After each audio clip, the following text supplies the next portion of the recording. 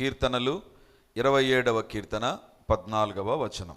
యెహోవా కొరకు కనిపెట్టుకొని ఉండుము, ధైర్యము తెచ్చుకొని నీ హృదయమును నిబ్బరముగా నుంచుకొనుము. యెహోవా కొరకు కనిపెట్టుకొని ఉండుము. దేవుని బిడ్డలారా, ఈ యొక్క కీర్తన రాసిన వ్యక్తి యొక్క ఒక సందేశం లేదా ఒక అనుభవం లేదా ఒక హెచ్చరికను గురించి ఈరోజు దేవుని యొక్క వాక్యంలో నుంచి మనం చూడబోతున్నాం. యెహోవా కొరకు కనిపెట్టుకొని యుండుము. క్రైస్తవ జీవితంలో వివిధ రకాలైనటువంటి అనుభవాలు ఉన్నాయి. మొదటిగా రక్షణ అనుభవం, ప్రార్థన అనుభవం లేదా సేవా అనుభవం, వాక్యాన్ని చదవడం ఒక అనుభవం, పరిశుద్ధాత్మ చేత నింపబడడం ఒక అనుభవం. వివిధ రకాలైనటువంటి అనుభవాలు క్రైస్తవ జీవితంలో ప్రభు అనుగ్రహిస్తాడు. అందులో సర్వసాధారణమైనటువంటి అనుభవం, ప్రతి ఒక్కరూ తప్పకుండా వెళ్ళేటువంటి అనుభవం, ప్రతి ఒక్కరూ కాదన లేనటువంటి ఒక అనుభవం ఏంటంటే కనిపెట్టుకొని ఉండేటువంటి అనుభవం. బైబిల్ గ్రంథంలో మీరు చూస్తే పాత నిబంధన అంతా కూడా కనిపెట్టే అనుభవం, కొత్త నిబంధన కూడా కనిపెట్టే అనుభవం. పాత నిబంధనలో దేనికోసం కనిపెట్టారు? మెస్సియా రాక కోసం కనిపెట్టారు. దేవుడు జన్మిస్తాడు అని, కన్యక గర్భంలో జన్మిస్తాడు అని, దేవుడు మానవాళిని రక్షించడానికి వస్తాడని పాత నిబంధన అంతా కనిపెట్టేటువంటి అనుభవం. కొత్త నిబంధన ఏ అనుభవము అంటే సువార్తల తర్వాత మనం చూస్తే దేవుడు తిరిగి రాబోతున్నాడు, ఆయన రాకడ కొరకు కనిపెట్టడం. అంటే బైబిల్ అంతా కూడా కనిపెట్టే అనుభవం, బైబిల్ అంతా కూడా కనిపెట్టే అనుభవం. విశ్వాస జీవితంలో కనిపెట్టే అనుభవం కూడా చాలా ప్రాధాన్యమైనది. It is inseparable. ఒక రకంగా చెప్పాలంటే విడదీయలేనటువంటిది. You cannot separate. కనిపెట్టడం అనేటువంటిది దేవుని బిడ్డ జీవితం నుంచి ప్రక్కన ఉంచడానికి వీల్లేదండి. There is a special place in everybody life. ప్రతి ఒక్కరి జీవితంలో ఈ అనుభవం అనేటువంటిది ఉంటుంది. మరి ఏంటిది అనుభవం? 14వ వచనం, యెహోవా కొరకు కనిపెట్టుకొని యుండుము, ధైర్యము తెచ్చుకొని నీ హృదయమును నిబ్బరముగా ఉంచుకొనుము. యెహోవా కొరకు కనిపెట్టుకొని యుండుము. దేవుని ఎదుట కనిపెట్టుకొని ఉండేటువంటి వ్యక్తిగా నువ్వు ఉండాలి. 2 సార్లు అంటున్నాడు, యెహోవా కొరకు కనిపెట్టుకొనుము, ధైర్యం తెచ్చుకో, యెహోవా కొరకు కనిపెట్టు. ఎందుకంటే కనిపెట్టే అనుభవము మనకు అస్సలు నచ్చదండి, అస్సలు నచ్చదు. ఇప్పుడు ఎవరి దగ్గరికైనా టీ తాగడానికి వెళ్ళామనుకో, వాడు మామూలుగా చిన్నగా మనతో మాట్లాడుతూ మనతో వ్యవహారాలు పెట్టి చేశాడు అనుకో, వానికి అంత క్రేజ్ ఉండదండి. వాడిని ఎవరు కూడా లైమ్ లైట్లోకి తీసుకురాడు. ఒకవేళ వాడు వేగంగా గ్లాస్ తిప్పి అది చేసి ఇది చేసి ఫాస్ట్గా చేశాడు అనుకో, అప్పుడు వాని గురించి ఇంకా ఫేస్బుక్లో రీల్స్లో అన్నిట్లో వచ్చేస్తాయి. ఎందుకంటే వాడు వెరైటీగా చేశాడు, ఫాస్ట్గా చేసేసాడు.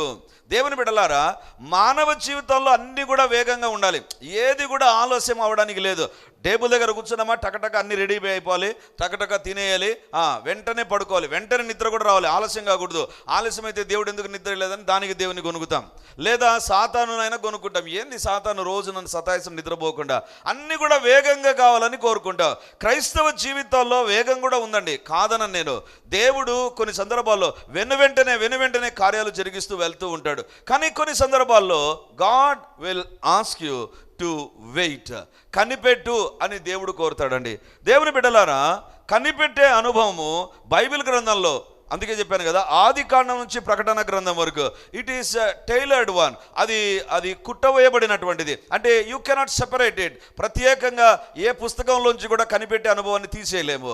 ఆది కాండంలో కనిపెట్టిన వాళ్ళు ఉన్నారు, నిర్గమకాండంలో కనిపెట్టిన వారు ఉన్నారు. ప్రతి ఒక్క గ్రంథంలో కనిపెట్టే అనుభవం అనేటువంటిది ఉంటుంది. అందుకే Bible is not only a promise book, but it will teach you how to wait. ఏ రకంగా కనిపెట్టాలి. అస్సలు ఇష్టం లేనటువంటి అనుభవం ఏంటంటే అడిగిన వెంటనే దేవుడు జవాబు ఇస్తే దేవునికి వెంటనే కృతజ్ఞత స్తుతి కూడికలు పెడతాం. ఒకవేళ అడిగిన తర్వాత దేవుడు కనిపెట్టమని చెప్పి లేటుగా ఇచ్చాడు అనుకో, మనకంత నచ్చదు. ఏంది ప్రభా, నేను అడిగింది ఎప్పుడు, నువ్వు ఇచ్చేది ఎప్పుడు, నేను అడిగేటువంటిది ఎప్పుడు, నువ్వు నాకు దయచేసేది ఎప్పుడు అని దేవుని పైన మనం సనిగేటువంటి వారంగా ఉంటాం. కానీ బైబిల్ గ్రంథంలో if you name anybody who are really blessed by the lord, దేవుని ద్వారా అత్యధికంగా ఆశీర్వదించబడిన వ్యక్తులను ఎవరినైనా మీరు చూడండి, ఎవరినైనా ఇంక్లూడింగ్ యేసు ప్రభుని మీరు చూడండి, కనిపెట్టే అనుభవం. యేసు ప్రభు సేవ చేయడానికి 30 సంవత్సరాలు కనిపెట్టాడండి. యేసు ప్రభుకి ఏం తక్కువ చెప్పండి? పరిశుద్ధత తక్కువ, జ్ఞానం తక్కువ, పిలుపు తక్కువ. దేవుడు ఆయనే దేవుడు కదా, మళ్ళీ 30 సంవత్సరాలు కనిపెట్టడం ఏంటి? దేవుని బిడ్డ జీవితంలో వెయిటింగ్ ఎక్స్పీరియన్స్ ఈజ్ ఇన్ఎవిటబుల్. అది కాదనలేనటువంటిది. ఆయా సందర్భాల్లో మనం ఎదురు చూస్తూ ఉంటాం. But God sometimes ask you to wait. కనిపెట్టు కనిపెట్టు అని దేవుని యొక్క వాక్యంలో మనం గమనించగలం. దేవుని బిడలారా, కనిపెట్టడం అనేటువంటిది అది కొన్ని రోజులు కావచ్చు, కొన్ని నెలలు కావచ్చు, కొన్ని సంవత్సరాలు కావచ్చు. It depends on God's decision. దేవుని యొక్క నిర్ణయాన్ని బట్టి ఉంటుంది. ఎస్తేరు 3 రోజులే కనిపెట్టింది. ఎస్తేరు 3 రోజులే. దేవుడు తన జీవితంలో జవాబు ఇవ్వడానికి 3 రోజులు కనిపెట్టింది. కానీ నోవహు 100 సంవత్సరాలు కనిపెట్టాడు. 100 సంవత్సరాలు పైబడిన కాలం ఆ యొక్క ఓడను కట్టడానికి కనిపెట్టాడు. ఎప్పుడు నెరవేరుతుంది మొదలుపెట్టాడు. 1, 2, 3 100 సంవత్సరాల తర్వాత అతని జీవితంలో ఆ ఓడను సంపూర్తి అవ్వడం చూడడం మనం గమనిస్తాం. దేవుని బిడ్డలారా, so it may starts from days. కొన్ని రోజులతో ప్రారంభమవుతుంది. It takes time. ఒకవేళ దేవుని యొక్క చిత్తం, దేవుని యొక్క నిర్ణయాన్ని బట్టి కనిపెట్టే అనుభవం అనేటువంటిది ఉంటుంది. మరి కనిపెట్టే అనుభవం ఏమి నేర్పిస్తుంది? అదే ఈరోజు దేవుని యొక్క వాక్యంలో నుంచి మనం చూడబోతున్నాం. వ్యక్తిగతంగా దేనికోసమైనా నువ్వు కనిపెడుతుండవచ్చు, కుటుంబముగా దేనికోసమైనా నువ్వు కనిపెడుతుండవచ్చు, సంఘముగా మనము ఆలయం నిమిత్తమై కనిపెడుతుంటున్నాం. Whatever may be the experience of an individual or a family or a church or a nation, whatever it is, ఎలాంటిదైనా ఒకటి మాత్రం వాస్తవం, కనిపెట్టే అనుభవం మాత్రం క్రైస్తవ్యంలో ఉంటుంది. దేవుని బిడ్డ జీవితంలో some times God takes you to these areas. ఈ కనిపెట్టే అనుభవం దగ్గరికి దేవుడు నడిపిస్తాడు. దేవుని బిడ్డలారా, కనిపెడితే ఏమవుతుంది? దేవుని సన్నిధానంలో దేవుడు నిన్ను వెయిట్ చేయమని చెప్పాడు అనుకుందాం. దేవుడు ఒక ఆశీర్వాదం నిమిత్తమై, ఒక దీవెన నిమిత్తమై నువ్వు కొద్ది కాలం వెయిట్ చేయాలి అని దేవుడు చెప్పాడు అంటే దాని వెనక కారణం ఏముంటుంది? అదే ఈరోజు దేవుని యొక్క వాక్యంలో నుంచి మనం చూడబోతుంటున్నాం. దేవుని బిడ్డలారా, కనిపెట్టే అనుభవము ఖరీదైనటువంటి అనుభవం. ఈరోజు సందేశం అదే. సందేశం యొక్క అంశం ఏంటంటే కనిపెట్టే అనుభవం. It's not a cheap experience, it is a costliest experience. చాలా ఖరీదైనటువంటిది. ఎందుకంటే కనిపెట్టే వ్యక్తి జీవితంలో దేవుడిచ్చే ఆశీర్వాదాలు మామూలుగా ఉండవండి. They will be very very costly. చాలా ఖరీదైనటువంటి ఆశీర్వాదాలు, విలువైన ఆశీర్వాదాలు, రేర్ బ్లెస్సింగ్స్ దేవుడు అనుగ్రహించడం మనం చూస్తాం. దేవుని బిడ్డలారా, కనిపెట్టే అనుభవంలో ఏమి నేర్పిస్తాడు దేవుడు? చూడండి, 27వ అధ్యాయం 14వ వచనం. యెహోవా కొరకు కనిపెట్టుకొని ఉండుము, ధైర్యము తెచ్చుకొని నీ హృదయమును నిబ్బరంగా ఉంచుకొనుము. చాలు. యెహోవా కొరకు కనిపెట్టుకొని ఉండుము. కనిపెట్టుకోవడం దేనికోసం కనిపెడుతున్నావు? యెహోవా కొరకు కనిపెట్టుకొని ఉండుము. యెహోవా కొరకు కనిపెట్టుకొని ఉండుము. నీ యొక్క జీవితంలో కనిపెట్టే దేనికోసం తెలుసా? మనిషి కోసమైతే ఏదో నువ్వు అనుమానించవచ్చు, లేదా ఎవరైనా నీకు ఏదైనా ఇస్తారు అన్న దానికోసం కనిపెట్టడం కావచ్చు. సో చాలా రకాలైనటువంటి కనిపెట్టే అనుభవం ఉంటుంది. కానీ యెహోవా కొరకు కనిపెట్టడం ఉంది చూసారా, దట్స్ ఎ డిఫరెంట్ ఎక్స్పీరియన్స్ అండి. Different experience. ఎందుకంటే యెహోవా కొరకు కనిపెట్టుకోవడం అంటే దేవుడు నీకు ఇచ్చేంత వరకు నీ జీవితంలో ఎదురు చూస్తావు తెలుసా. It's not a waste of time. అది చాలా వ్యర్థమైనటువంటి సమయముగా నువ్వు భావించవద్దు. ఈ యొక్క కనిపెట్టే అనుభవంలో దేవుని యొక్క ప్రత్యేకమైన శక్తిని నువ్వు చూస్తావు.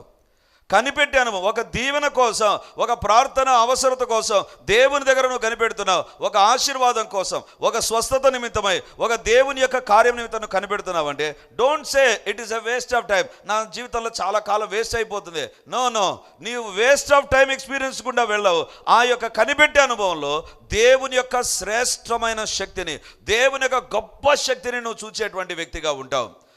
ఉదాహరణకు ఒక తల్లి గర్భవతి అయింది అనుకుందాం, లేదా ఒక భార్య గర్భవతి అయింది అనుకుందాం. ఆ భార్య గర్భవతి అయిన తర్వాత 9 నెలలు కనిపెడుతుందండి. భార్య, భర్త, ఇంట్లో ఉండే వాళ్ళు 9 నెలలు కనిపెడతారు. వాళ్ళని అడిగామనుకో, ఏం బాగుందా 9 నెలలు, ఎప్పుడెప్పుడు పిల్లోడు వస్తాను ఎదురు బాగుందా? వాళ్ళు అంటారు బాగలేదు. కానీ 9 నెలలు కనిపెడితేనే a perfect child will come. ఒక సంపూర్ణమైనటువంటి బిడ్డ వస్తాడు. సంపూర్ణమైన బిడ్డ రావాలంటే 9 నెలలు కనిపెట్టాలి, 9 నెలలు వెయిట్ చేయాలి. కానీ 9 నెలలు కాకుండా లోపల ఉండేవాడు తొందరపడినా, డాక్టర్ తొందరపడినా, లేకపోతే ఆ తల్లి ఏదో పనికిమాలిన పనులు చేసి జాగ్రత్తలు తీసుకోకుండా ఉంటే ఆ బిడ్డ బయటకు వచ్చాడు అనుకో, ఎవరు తలకాయ నొప్పి పనులు భరించేది? ఆ తల్లే, ఆ కుటుంబమే. ఎందుకంటే కనిపెట్టే అనుభవం కొన్ని సందర్భాల్లో మనకు వేస్ట్ అనిపిస్తుంది, కానీ ఆ వేస్ట్ ఎక్స్పీరియన్స్ కాదు అది. అక్కడ గొప్ప దేవుని శక్తిని మనం చూస్తాం. దేవుని బిడ్డలారా, అన్నిటికంటే ప్రెగ్నెన్సీ ఎక్కువగా ఉండేది ఏనుగుకు అని చెప్తారు. ఏనుగు ప్రెగ్నెన్సీ ఎంతకాలం తెలుసా? కొన్ని సంవత్సరాలు ఉంటుంది. కొన్ని సంవత్సరాలు గర్భము దాల్చిన కొన్ని సంవత్సరాలకు ఏనుగు డెలివరీ అవుతుంది. అందుకే మన పిల్లోడు కొంచెం లావుగా పుడితే అబ్బా భీముడు అంటాం, ఏనుగు అనం. ఎందుకు తెలుసా? ఏనుగు బలం వేరు, ఆ పిల్లోని బలం వేరు. దేవుని బిడ్డలారా, ఏనుగుగా జన్మించాలి అంటే కొన్ని సంవత్సరాలు కనిపెట్టాలి. దేవునికి స్తోత్రం. ఇప్పుడు దేవుని శక్తిని నీ జీవితంలో ఒక రేర్ వేలో నువ్వు అనుభవించాలి అంటే ఖచ్చితంగా you have to go through the waiting experience. శ్రేష్టమైనవి నీ జీవితాల్లో పొందుకోవడానికి దేవుని యొక్క శ్రేష్టమైన శక్తిని నువ్వు చూడగలవు. ఎప్పుడు తెలుసా? దేవుడు నిన్ను కనిపెట్టమని చెప్పినప్పుడు. దేవుడు ఆదికాండం 12వ అధ్యాయంలో, మనకది చూడాల్సిన పని లేదు, 12వ అధ్యాయంలో దేవుడు మాట్లాడుతూ ఏమంటాడంటే, దేవుడు అబ్రహాముతో చెప్పినటువంటి, అబ్రహామా, నేను నిన్ను గొప్పగా ఆశీర్వదిస్తా, నీ నామాన్ని గొప్ప చేస్తా, నీ ద్వారా భూమి యొక్క సమస్త వంశములు ఆశీర్వదించబడతాయి. అంటే ఆ అబ్రహాము శారా ఇద్దరు సంతానం కోసం ఎదురు చూస్తుంటే దేవుడు వచ్చి ఒక గుడ్ న్యూస్ చెప్పేశాడు. నీకు సంతానం కలుగుతుంది, నీ యొక్క వంశమును బట్టి నీ ద్వారా భూమి యొక్క సమస్త వంశాలను నేను ఆశీర్వదిస్తా. సమస్త అబ్రహాం ఇంకా ఆ రోజు ఎంత పార్టీ చేసింటాడో ఊహించుకోగలను నేను. కానీ 12వ అధ్యాయంలో దేవుడు మాట్లాడాడే. ఎప్పుడు ఇచ్చాడు దేవుడు? ఆదికాండం 21వ అధ్యాయంలో. ఇప్పుడు రండి, ఆదికాండం 21వ అధ్యాయం మొదటి 3 వచనాలు మనం చదువు. యెహోవా తాను చెప్పిన ప్రకారము శారాను దర్శించెను. యెహోవా తానిచ్చిన మాట చొప్పున శారాను గూర్చి చేసెను. ఎట్లనగా దేవుడు అబ్రహాముతో చెప్పిన నిర్ణయ కాలములో శారా గర్భవతి అయి అతని ముసలితనం యందు అతనికి కుమారుని కనెను. అప్పుడు అబ్రహాము తనకు పుట్టినవాడును తనకు శారా కనినవాడునైన తన కుమారునికి ఇస్సాకు అను పేరు పెట్టెను. 12వ అధ్యాయంలో వాగ్దానం ఇచ్చాడు, నెరవేరింది ఎప్పుడు?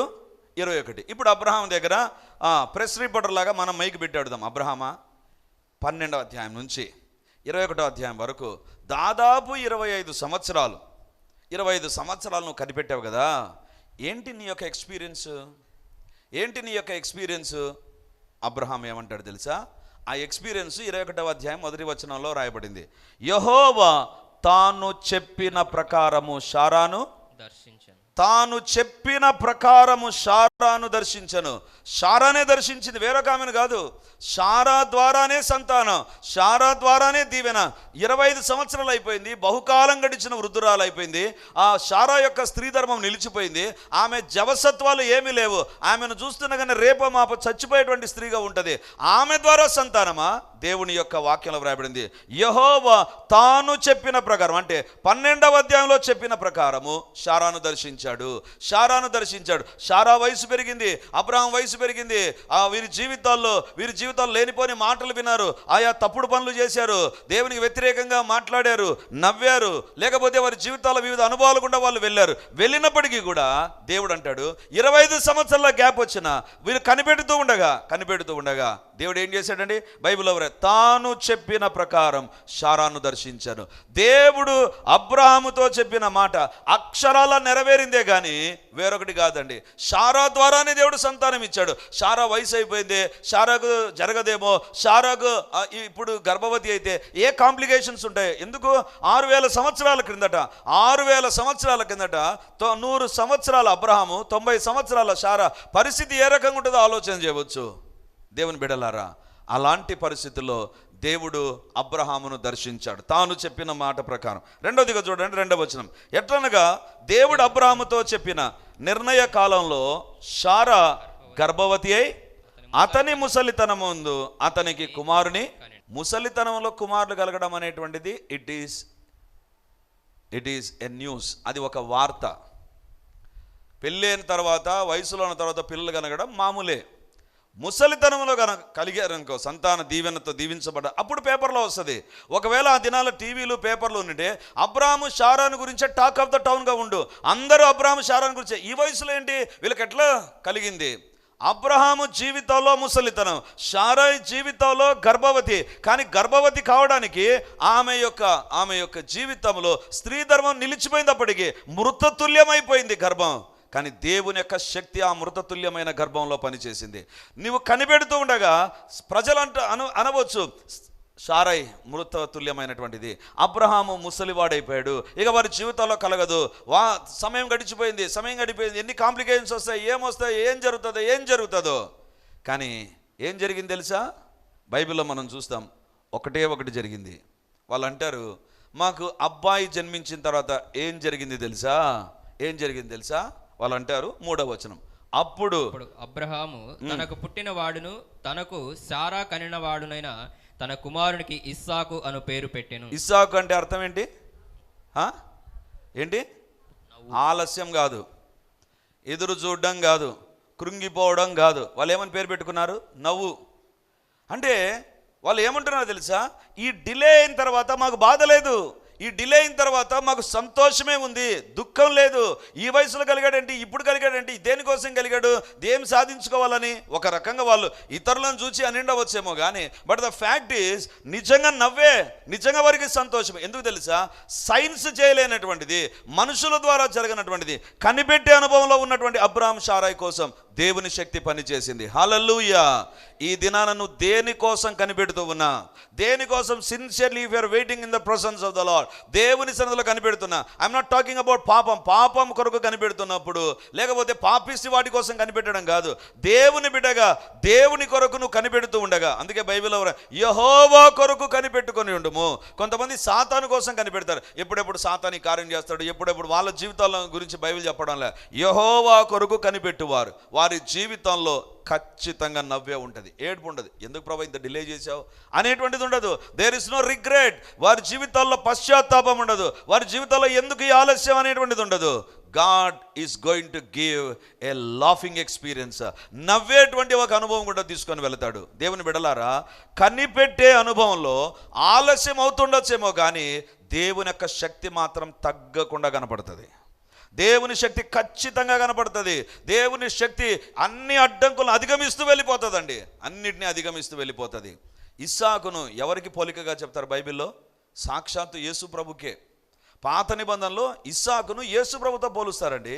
ఎందుకంటే దేవుడు ఆలస్యం చేసిన ఎలాంటి దీవెనిచ్చాడు తెలుసా? యేసుక్రీస్తుకు పాత నిబంధనలో పోలికగా ఉండే ఇస్సాకునిచ్చాడు. దేవుని బిడ్డలారా, నీ జీవితంలో దేవుని కొరకు ఏ విషయంలో కనిపెడుతున్నా ఖచ్చితంగా అక్కడ కనబడేటువంటిది ఏంటి తెలుసా? ఒకవేళ నీ బిడ్డల కోసం కావచ్చు, ఉద్యోగం కోసం కావచ్చు, దీవెనల కోసం కావచ్చు, ఏదైనా ఒక బ్రేక్ త్రూ కోసం కావచ్చు, దేనికోసం if you are sincerely waiting in the presence of the lord, దేవుని సన్నిధిలో కనిపెడుతుండగా దేవుని శక్తి తగ్గకుండా పనిచేస్తుంది. హల్లెలూయా, హల్లెలూయా. దేవుని బిడ్డలారా, వీళ్ళు సంవత్సరాల వెంబడి సంవత్సరాలు కనిపెడుతున్నా దేవుని యొక్క వాక్యంలో వ్రాయబడింది కదా, దేవుడు వారికి నవ్వును పుట్టించేటువంటి వ్యక్తిని దయచేశాడు. దేవునికి స్తోత్రం. ఈరోజు ఏ యొక్క కనిపెట్టే అనుభవం కూడా వెళుతున్నావో నాకైతే తెలియదు. But if you are sincerely waiting in the presence of the lord, దేవుని సన్నిధిలో దేవా ఈ కార్యం జరిగించని నువ్వు ప్రార్థన చేస్తుండగా దేవుని శక్తి తగ్గకుండా ఒక శ్రేష్టమైన కార్యమును జరిగించబోతున్నాడు. దేవుని బిడ్డలారా, యెహోవా కొరకు కనిపెడితే యెహోవా శక్తి తగ్గకుండా పనిచేస్తుంది. దేవుని శక్తిలో తేడా ఏముండదు, ఖచ్చితంగా దేవుని కార్యాలు జరగడం ప్రారంభిస్తుంది. దేవుని బిడ్డలారా, రెండవదిగా కనిపెట్టే అనుభవంలో ఏముంటుంది? ఒకవేళ మీరు ప్రతి బుధవారం హౌస్ విజిటింగ్స్ ఉన్నాయి కదా, హౌస్ విజిటింగ్కు మీ ఇంటికి మన టీం వాళ్ళు వచ్చారనుకుందాం. వచ్చినప్పుడు మీ ఏమని చెప్తారు? మీకు 7 గంటలకు వస్తామని చెప్తారు. 7 గంటలకు వస్తామని చెప్తే 7 గంటలకు వచ్చేటువంటి వాళ్ళు రాకుండా 7:30కు వచ్చారనుకో, కనిపెట్టేటువంటి అనుభవం అంతేనా? అర్ధగంట సేపు కనిపెడతారు. అప్పుడు ఏం చేస్తారు మీరు ఇంట్లో? కనిపెట్టే అనుభవంలో మీరు ఏం చేస్తారంటే మళ్ళీ వెయిట్ చేస్తామంట. కనిపెట్టే అనుభవం అంటేనే వెయిట్. కనిపెట్టే అనుభవంలో ఏం చేస్తారంటే కనిపెట్టే అనుభవంలో మళ్ళీ కనిపెడతారంట. అదే కనిపెట్టే టైంలో ఏం చేస్తారు మీరు? సారికి బయటకు వచ్చి తొంగి చూసిపోయి ఏం ఇంతసేపు రాలయ్యే అనుకుంటారా? అనుకునే వాళ్ళు ఉంటారు, తిట్టుకునే వాళ్ళు ఉంటారు, గొనిగే వాళ్ళు ఉంటారు, సనిగే వాళ్ళు ఉంటారు. నిజంగా నువ్వు కనిపెట్టే అనుభవం ఉండేటువంటి వ్యక్తి ఏం చేస్తావు తెలుసా? దాన్ని నువ్వు దుర్వినియోగం చేయవు, సనగవు, గొనగవు. నువ్వేం చేస్తావంటే దాన్ని ఏదో ఒక పని కోసం ఉపయోగిస్తావు. ఓహో, వాళ్ళు ఇంకా రాలేదా? అరే ఇది ఇంకా సర్దలేదే, సర్దుదాం. ఇది ఇంకా రెడీ చేయలేదే, రెడీ చేద్దాం. ఇంకొక పని చేయాలనే చేద్దాం. ఏదో ఒక పని నువ్వు చేసుకోవడానికి వీలు కలుగుతుంది కనిపెట్టే అనుభవంలో. దేనికోసమైతే నువ్వు కనిపెడుతున్నావో దానికోసం కనిపెడుతూనే ఉంటావు. నీవు అడిగిన దాన్ని పొందేదానికి మధ్య కనిపెట్టే అనుభవం ఉంటుంది చూసారా. ఆ కనిపెట్టే అనుభవంలో ఏం జరుగుతుందంటే ఒకటి వేరే పనులన్నీ జరగడం ప్రారంభిస్తాయి. దేవుని కోసం నువ్వు కనిపెడుతూ ఉండగా దేవుడు కూడా అదే రకంగా పని చేస్తాడండి, అదే రకంగా పని చేస్తాడు. బైబిల్లో ఒక మాట మీకు చూపిస్తాను చూడండి. సమూయేలు మొదటి గ్రంథం 16వ అధ్యాయం మొదటి వచనం చదువుకుందాం. అంతటా యెహోవా సమూయేలుతో ఇలాగు సెలవిచ్చెను, ఇశ్రాయేలీయుల మీద రాజుగా ఉండకుండా నేను విసర్జించిన సౌలును గురించి నీవెంతకాలం దుఃఖింతువు? నీ కొమ్మును తైలముతో నింపుము. బెత్లెహేమీయుడైన యెషై యొద్దకు నేను పంపుచున్నాను, అతని కుమారులో ఒకని రాజుగా నియమించుదును. ఎవరిని గురించి రాయబడింది? ఇది దావీదుని గురించి రాయబడింది. అంటే సమూయేలు మొదటి గ్రంథం 16:1 దేవుడు దావీదును రాజుగా చేయాలని నిర్ణయించాడు. ఆ రోజు తైలాభిషేకం జరిగి దావీదు నువ్వు కాబోయేటువంటి రాజు అని చెప్పేశాడు. ఎప్పుడు నెరవేరింది అది? సమూయేలు 2వ గ్రంథం 5వ అధ్యాయం 3వ వచనం. మరియు ఇజ్రాయేలు వారి పెద్దలందరూ హెబ్రోనులో రాజునొద్దకు రాగా రాజైన దావీదు హెబ్రోనులో యెహోవా సన్నిధిని వారితో నిబంధన చేసెను గనుక ఇజ్రాయేలు వారి మీద రాజగుటకై వారు దావీదునకు పట్టాభిషేకము చేసిరి. దావీదుకు పట్టాభిషేకం చేసిరి.